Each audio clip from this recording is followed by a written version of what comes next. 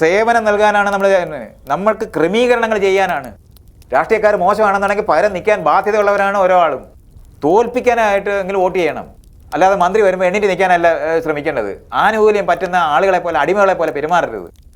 നമ്മൾ വോട്ട് കൊടുത്ത് ജയിപ്പിച്ച ആളെ നമ്മളെ രക്ഷപ്പെടേണ്ട ആവശ്യം എന്താണ്? ഇലക്ഷൻ വരുന്ന സമയത്ത് മുന്നിലും പുറയിലും പോലീസുകാരാണ് ഈ ഇവന്മാരെല്ലാം നടക്കുന്നത്. ഭരിക്കാൻ വേണ്ടി ഒരുത്തനും ഇവിടുത്തെ സെക്രട്ടേറിയറ്റ് കയറിയിരിക്കേണ്ട, സെക്രട്ടേറിയറ്റിൽ നിന്ന് ഇറക്കണം ഇവന്മാരെയല്ല.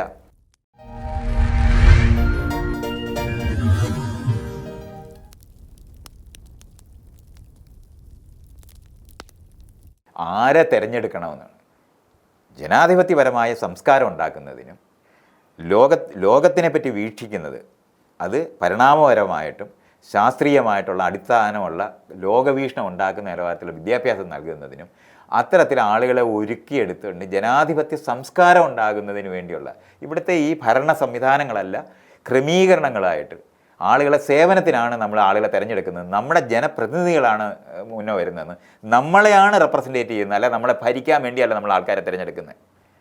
നമുക്ക് സേവനവും ക്രമീകരണവും ചെയ്തു തരുന്നതാണ്. നമ്മൾ കൊടുക്കുന്ന ടാക്സ് ഏറ്റവും ശരിയായ രീതിയിൽ എല്ലാവരിലും പങ്കുവെച്ച് എല്ലാവർക്കും ഒരുപോലെ ഇൻഫ്രാസ്ട്രക്ചർ, അടിസ്ഥാന സൗകര്യങ്ങൾ മെച്ചപ്പെടുത്തുന്നതിന് വേണ്ടിയാണ് നമ്മൾ ആളുകളെ തിരഞ്ഞെടുക്കുന്നത്. അല്ല നമ്മളെ ഭരിക്കാനല്ലെന്ന് അറിയേണ്ടതുണ്ട്. ജനങ്ങളെ ഭരിക്കാനല്ല, ജനങ്ങൾക്ക് സേവനം നൽകാനാണ്. പിരിച്ച കരം ഏറ്റവും നന്നായി എല്ലാവർക്കും വിനിയോഗിക്കുക എന്ന് പറയുന്ന പ്രവൃത്തിയിൽ ഏർപ്പെടുന്നതിനാണ് നമ്മൾ ജനപ്രതിനിധികളെ തിരഞ്ഞെടുക്കുന്നത്. അല്ല നമ്മളെ ഭരിക്കാൻ ഒരു മുഖ്യമന്ത്രി ആവശ്യമില്ല, മന്ത്രിമാരെ നമുക്ക് ആവശ്യമില്ല. അവിടെ അതിനകത്തൊരു കമ്മിറ്റി മതി. അല്ലാതെ പഴയ ശീലങ്ങളാണ് ഇതൊക്കെ. പ്രോട്ടോക്കോൾ എന്ന് പറയുന്ന സാധനമൊക്കെ ഈ രാജാവിന് വേണ്ടി ഉണ്ടാക്കിയ സാധനങ്ങളാണ്. അതൊന്നും ഇനി നമ്മൾ പാലിച്ചുകൂടാ. മനുഷ്യരുടെ ഇടയിൽ ജീവിക്കാൻ, നമ്മുടെ ഇടയിൽ നിന്ന് പോകുന്ന ആളിനെ രക്ഷിക്കാനായിട്ട് ഒരു പോലീസിന് ആവശ്യമില്ല, പോലീസ് സമ്പ്രദായങ്ങൾ ആവശ്യമില്ല. പൗരർക്ക് സേവനം നൽകുന്നതിന് വേണ്ടിയാണ് നമ്മൾ ഈ പോലീസ് എന്ന് പറയുന്ന വിഭാഗം തന്നെ ഉണ്ടാകേണ്ടത്. സിറ്റിസൺസ് അസിസ്റ്റൻസ് എന്ന് പറയുന്ന വിഭാഗമായി അവരെ മാറ്റേണ്ടതുണ്ട്. അല്ലാതെ പോലീസ് സ്റ്റേഷനിൽ ചെല്ലുമ്പോൾ ഭരിക്കാനും അവരെ ചീത്ത വിളിക്കാനുമായിട്ടുള്ള ഒരു പോലീസിനെ ഇനി ഉണ്ടാക്കി കൂടാത്തതാണ്. അവരുടെ ട്രെയിനിങ് മാറ്റേണ്ടതാണ്. ഇവിടുത്തെ അധ്യാപകരുടെ ട്രെയിനിങ് മാറ്റേണ്ടതാണ്. അധ്യാപകരെ ജനാധിപത്യ സംസ്കാരം പഠിപ്പിക്കുന്ന അധ്യാപകരാക്കി മാറ്റേണ്ടതുണ്ട്. അല്ലാതെ ചിട്ടയും അച്ചടക്കവും പഠിപ്പിക്കാനായിട്ട് ആളുകളെ ഭരിക്കാൻ വേണ്ടി വടിയും കൊണ്ടിരിക്കുന്നു, ടീച്ചറായിട്ട് വരുമ്പോൾ എണ്ണിട്ട് നിൽക്കാൻ പഠിപ്പിക്കുന്ന ഒന്നുമല്ല നമ്മൾ പഠിപ്പിക്കേണ്ടത്. ഇതൊന്നുമല്ല ജനാധിപത്യ സംസ്കാരം. ഭരിക്കാനായിട്ട് ജനപ്രതിനിധികളെ നമ്മൾ തിരഞ്ഞെടുക്കുന്നില്ലെന്നറിയണം. നമ്മളും അറിയണം, ജനപ്രതിനിധികളും അറിയണം. അല്ലാതെ അവരുടെ മുന്നിലും പുറയിലും പോലീസുമായിട്ട് നടത്തി എത്ര അസംബന്ധമാണ് ഈ മോദി വരുന്നതും പിണറായി വരുന്നതും കാണുമ്പോൾ. ശരിക്കും പറഞ്ഞാൽ ഏറ്റവും ഇംഗ്ലീഷിൽ ഒബ്സീൻ എന്ന് നമ്മൾ പറയുന്നത് അശ്ലീലകരമായ ദൃശ്യമാണ് ജനാധിപത്യത്തിനകത്ത്. നമ്മൾ വോട്ട് കൊടുത്ത് ജയിപ്പിച്ച ആളാണ് ഈ വരുന്നത്. അയാൾ ആരിൽ നിന്ന് രക്ഷപ്പെടുന്നത്? ആരിൽ നിന്ന് രക്ഷപ്പെടാനാണ് ഇത് ഉണ്ടാക്കുന്നത്? ഇത്തരത്തിലുള്ള ആളുകളെ തിരഞ്ഞെടുക്കരുതെന്ന് മാത്രമാണ് എനിക്ക് പറയാനുള്ളത്.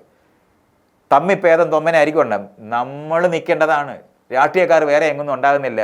ഇന്ന് നമ്മുടെ വീട്ടിൽ നിന്നുണ്ടാകുന്നവരാണ്. കൊള്ളാത്ത രാഷ്ട്രീയക്കാരെന്ന് പറഞ്ഞൊരു വിഭാഗം ഇവിടെ ഇല്ല. നമ്മളാണത്. പകരം നമ്മൾ നിൽക്കാൻ ബാധ്യതയുള്ളവരാണ്.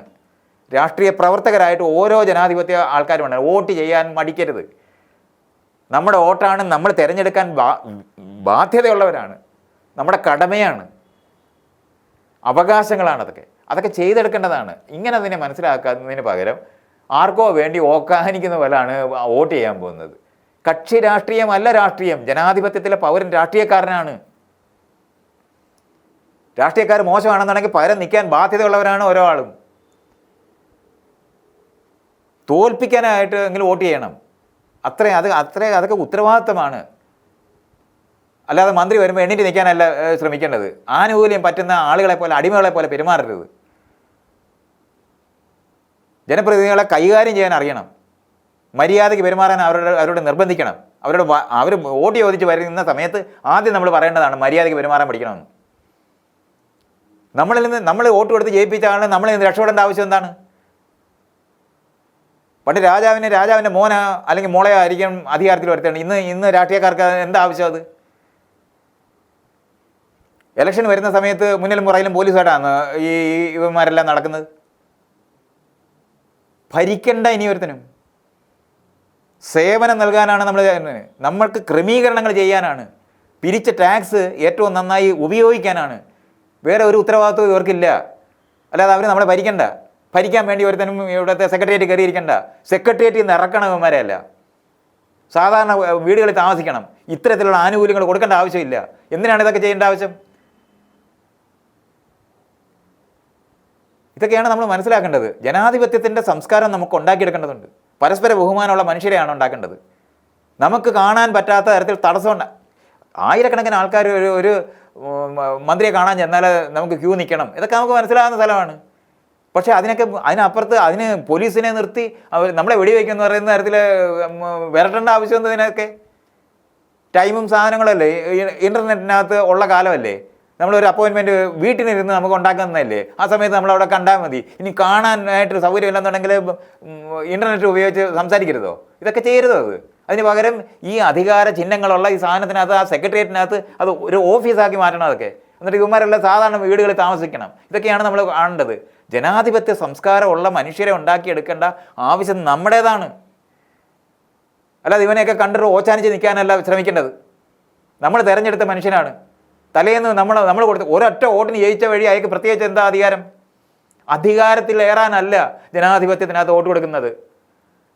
നമ്മുടെ പ്രതിനിധികളെയാണ്, നമ്മളെ റെപ്രസെൻറ്റേറ്റ് ചെയ്യുന്ന ആൾക്കാരെയാണ് അവിടെ വെച്ചിരിക്കുന്നത്, അല്ലാതെ ഭരിക്കാനല്ല.